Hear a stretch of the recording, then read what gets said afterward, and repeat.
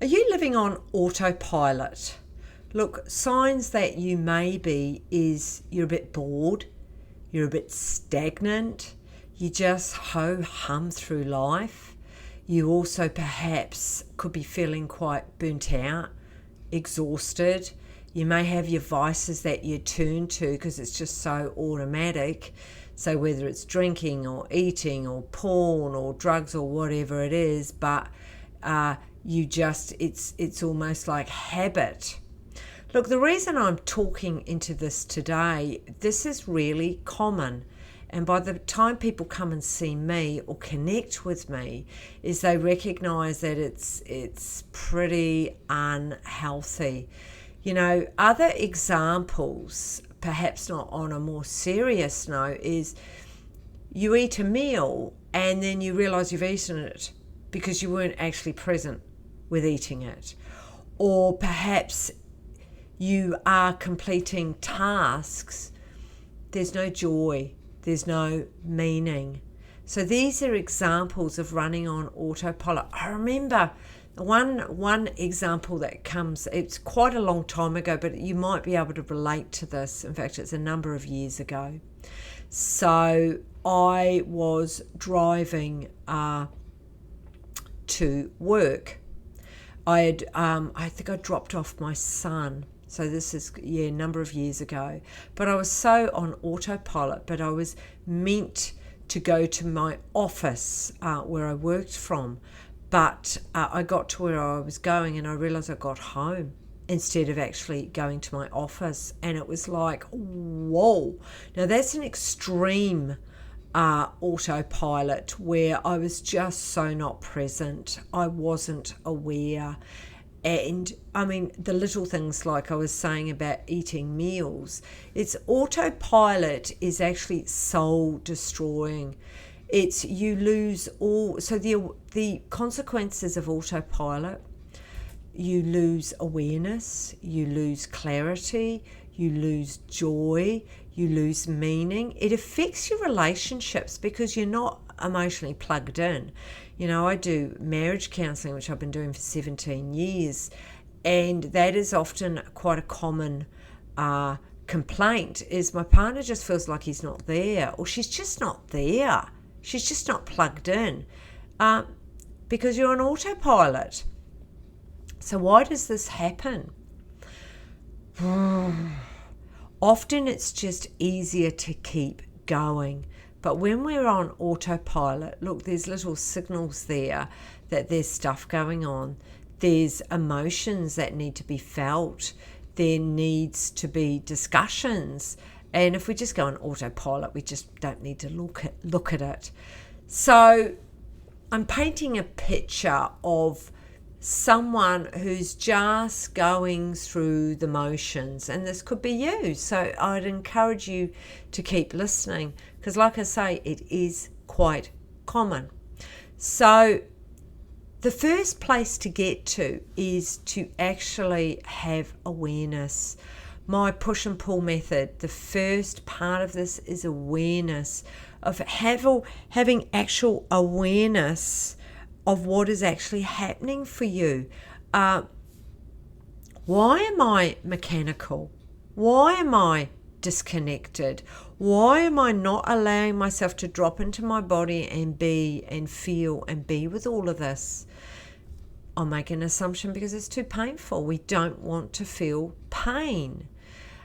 And with pain, there's fear, there's sadness, there's rejection. There's a lot there. And so I'll just stay in autopilot so I don't have to feel any of this. However, the first place to begin is awareness. And I suppose the question I want to ask you is, when did you truly feel present? When did you truly feel alive? When did you feel connected into your body and you were actually present? You know, I'm listening at the moment to Eckhart Tolle, love his work, you know, and he talks about how we get caught up in the thinking mind and the awareness of the pain body I'm not going to open all of that up now, but he talks about the pain body and the tentacles of pain. And so we stay on autopilot, so we don't have to feel any of this. So the awareness part is all around self-compassion, self-care, and mindfulness. Look, they all rub along each other, but they are all quite different. And one of the hardest things as a human being is to have self-compassion. But firstly, bring it back to awareness. And it is about being able to identify that you are actually on autopilot. From awareness, it's being able to go into acceptance. Now, acceptance, again, there's 3 parts to this as well. It's the surrender. It's being able to let go. It's being able to trust into your own self around what's actually going on for you. We do autopilot so we don't have to feel. I did it for many years. I know what it's like, but it's soul destroying and you lose so many parts of yourself. So coming back to acceptance is being able to surrender and to trust and to be able to go through that process and really being able to drop the judgment that you may have on yourself around the autopilot. And the third part of being able to notice if you're on autopilot, the third part of the push and pull method is, I've just had a blank, authentic action. So we can sometimes feel quite powerless if we spiral down enough.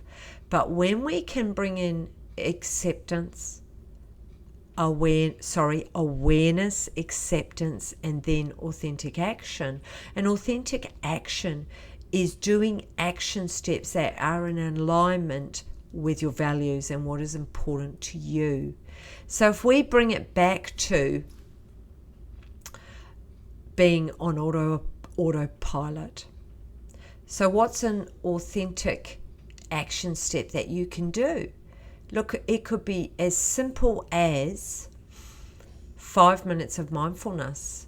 So mindfulness eating, you got to eat. So sit with your plate of food and what you can see. So really look at what's on your plate. Feel yourself sitting on the chair that you're in. Your feet are on the ground. What you can smell, and then when you're eating it, the taste, and then what does it feel like? So that's mindfulness, as simple as that. That can be a really great place to start getting out of autopilot. The biggest thing I've learned, because I'm a bit of a high achiever, is start small. Tiny, bite-sized pieces, pardon the pun, bite-sized pieces, to bring it back to getting out of autopilot. Look, it's setting an intention. So you start off really small, and it's a really great place to start. So look, if you are on autopilot, start small, and you can begin today to start making these changes. It doesn't have to be this enormous task where you just feel so overwhelmed, so I won't start anything. Start really small.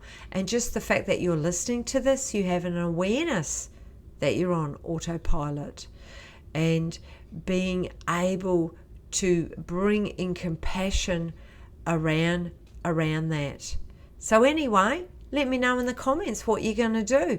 What are you going to do to start bringing an intentional action step around unhooking from autopilot? Because you can start off small. Anyway, love you and leave you. See ya.